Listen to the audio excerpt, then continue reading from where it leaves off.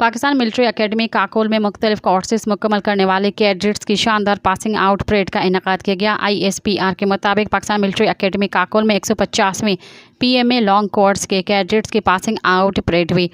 69वें integrated course, 24वें lady cadet course और 36वें टेक्निकल ग्रेजुएट्स कोर्स के कैडेट्स पास आउट हुए। Chairman joint chief of staff committee general Sahir Shamshad Mirza passing out parade के मेहमान खुसूसी थे। Chairman joint chief of staff committee ने परेड का जायज़ा लिया और कैडेट्स को अवार्ड दिए। पाकिस्तान मिलिट्री अकेडमी से इराक, उर्दन, मालदीव, श्रीलंका के कैडेट्स ने भी ग्रेजुएशन किया।